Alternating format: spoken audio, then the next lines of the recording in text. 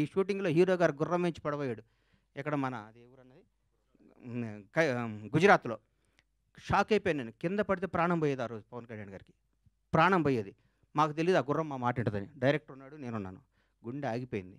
ఆ రోజు పొరపాటున ఎన్ని ప్రమాదాలు తట్టుకున్నామండి ఈ సినిమాలో. ఎన్ని ప్రమాదాలు.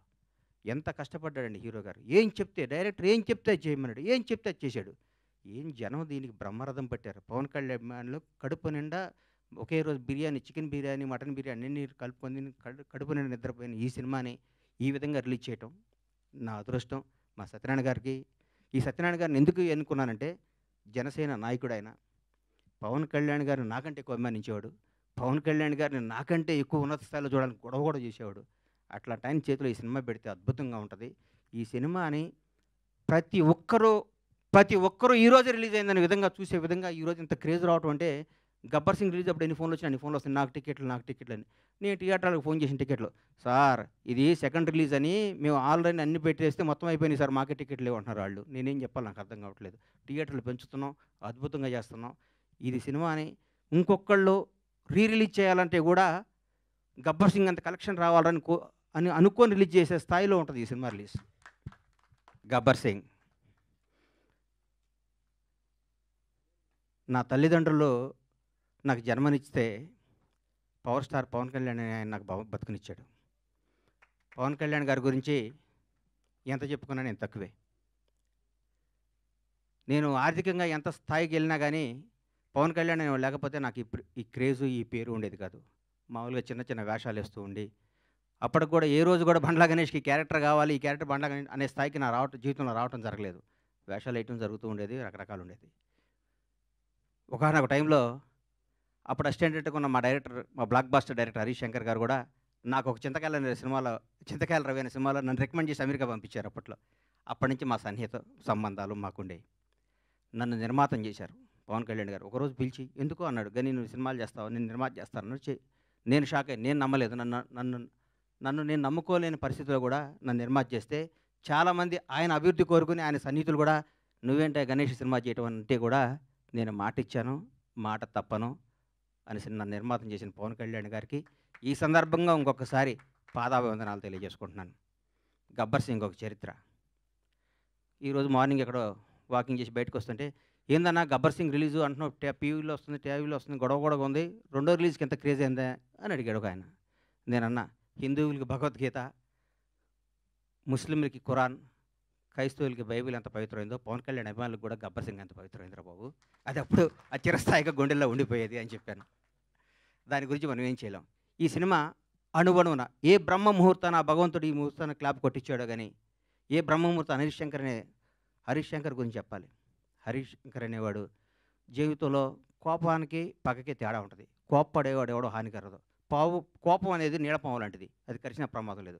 పగ అనేది నాగుపాము లాంటిది, కరిస్తే చచ్చిపోతాం. మేమందరం కోప్పడే బ్యాచ్ అది. మేము ఏదన్నా గబగబ మాట్లాడుతుంటాం కానీ మేము ఏది మనసులో పెట్టుకోం. మాకు ఆ క్షణాన్ని ఆ పని అయిపోవాలి, ఆ క్షణం అది అయిపోవాలి. అంతేగాని మాకు కోపమో మాకు ఈగోనో మాకు మాట్లాడటం రాదని మీరు అనుకోవద్దు. మేము చాలా చిన్న స్థాయి నుంచి వచ్చిన వాళ్ళం కాబట్టి, చిన్న కుటుంబాల నుంచి వచ్చిన వాళ్ళం కాబట్టి, ఈ రంగుల ప్రపంచంలో మాకు స్థాయి వచ్చింది కాబట్టి, ఈ రంగుల దాంట్లో మాకు పేరు వచ్చింది కాబట్టి, దీన్ని నిలుపుకునే తాపత్రంలో మేము గబగబా మాట్లాడి కొన్ని తప్పులు చేస్తే దాన్ని మీరు మనసుకు తీసుకొని మమ్మల్ని హర్ట్ చేశాడు, మీ చేతిలో పెన్ అనే ఆయుధంతో మా జీవితాన్ని మీద మచ్చరాయకూడదని మనస్ఫూర్తిగా మీకు కోరుకుంటూ, మీ ఆశీస్సులు ఉండాలని ఆశిస్తూ, మీ అందరి ఆశీస్సులతో మేము పైకి రావాలని ఇంకొకసారి కోరుకుంటున్నాం. ఈ గబ్బర్ సింగ్ అనే సినిమాని అణువణువున ప్రతి అడుగు, ప్రతి మాట, ప్రతి క్షణం, ప్రతి కష్టం హరీష్ శంకర్కే చెందుతుంది. హీరో గారితో అంతకుముందు నేను తీన్మార్ సినిమా తీశా. హీరో గారు ఎవరేం చెప్తే అది చేస్తాడు, పాపం నమ్మితే వదిలేస్తాడు. గబ్బర్ సింగ్ అనే చిత్రాన్ని హరీష్ శంకర్ ఏం చెప్తే అది చేద్దామని ఫస్ట్ డే నాతో చెప్పాడు. బాబు నేను షర్టు గుండీ లిప్పితే పోలీసు అడిగిపోతాడా అని అడిగాను నేను ఒకరోజు. నీకెందుకురా, నువ్వు దూరం కూర్చో అనేవాడు నన్ను. ఆయన ప్రతి ఒక్కటి అంత గొప్ప సినిమా. 12 సంవత్సరాల కెరీర్లో ఆ ప్రయాణంలో ఒక్కొక్కళ్ళు మల్లెపూలు ఇస్తే కొంత తల్లో పెట్టుకుంటే కొంత ఎక్కడో పెట్టుకుంటారు. హరీష్ శంకర్ని వాడుకునేవాడికి తెలుస్తుంది హరీష్ శంకర్ పవర్ ఏంటో. వాడుకోనేవాడు ఎక్కడో పెట్టుకుంటే మనం ఏం చేస్తాం దానికి. ఇప్పుడు మల్లెపూలు ఉంటాయి, కొందరు తల్లో పెట్టుకుంటారు, కొందరు దేవుడి దగ్గర పెడతారు, కొందరు ఇంకెక్కడో పెడతారు.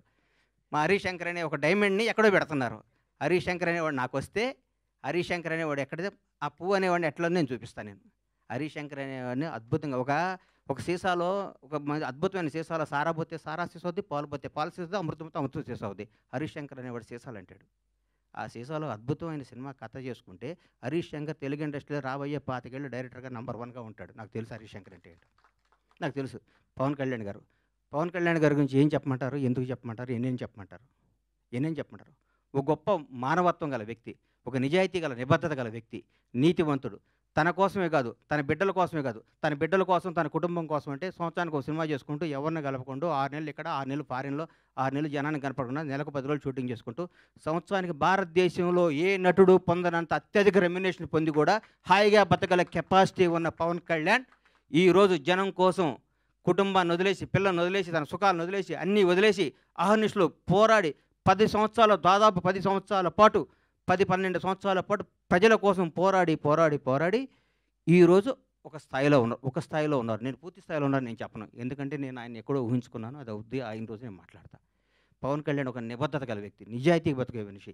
నీతిగా బతికే మనిషి. నన్ను ఒక ఆయన, "అరే హీరో పవన్ కళ్యాణ్ గారు ముఖ్యమంత్రి అయ్యారు కదా! ఒక చిన్న పని చెప్తా" అన్నాడు. నేను పైనుంచి కింద చూశాను. నిన్ను నన్ను కొడతాడురా నాయనా! మనం కొందరిని దూరం నుంచి చూడాలి. కొందరి దగ్గరికి వెళ్తాను ట్రై చేయకూడదు. మనకు అనవసరం అయన్నీ. ఆయన ఎప్పుడు పిలిస్తే వెళ్తాను వదిలేయని చెప్పాను. అట్లాంటి పవన్ కళ్యాణ్ గారితో 'గబ్బర్ సింగ్' లాంటి సినిమా తీయటం, దాన్ని రిలీజ్ చేయాలని 1 ఇయర్ బ్యాక్ నేను, నా మిత్రుడు మర్చిపోయాను. ఈ 'గబ్బర్ సింగ్' అనే సినిమాని ఎట్లా రిలీజ్ చేయాలంటే దీన్ని హీరో గారిని నాకంటే ఎక్కువ ప్రేమించేవాడు ఎవరున్నారు? ప్రేమించి ఈ సినిమా రిలీజ్ చేయాలి. ప్రేమించి ఈ సినిమా డైరెక్ట్ చేశాడు హరీష్ శంకర్. ప్రేమించి ఈ సినిమా తీశాను నేను. ప్రేమించి అద్భుతంగా మ్యూజిక్ చేశాడు దేవిశ్రీ ప్రసాద్. ప్రతి ఒక్కళ్ళు రమేష్ రెడ్డి గారు కానీ, సతీష్ కానీ, ఆ కో-డైరెక్టర్లు కానీ, మా బాబీ కానీ, రామారావు గారు కానీ, ప్రతి ఒక్కళ్ళు ఈ సినిమాకి మా విజయ్ కానీ డైరెక్టర్ అయ్యాడు విజయ్ కానీ ఒక్కళ్ళు కాదు. మా హనుమంతరావు గారు కానీ, మా సుబ్రహ్మణ్యం కానీ, మా అయ్యప్ప కానీ, మా ప్రొడక్షన్ కానీ, మా టీం, మా శ్రీనివాస్ గారు కానీ, ప్రతి ఒక్కళ్ళు ఈ సినిమా ఇది కొట్టాలి సార్, ఇది కొట్టాలి, ఇది పండగ. ప్రతిరోజు మా ఇంట్లో ప్రతి షూటింగ్ అంటే పండగ జరిగే షూటింగ్.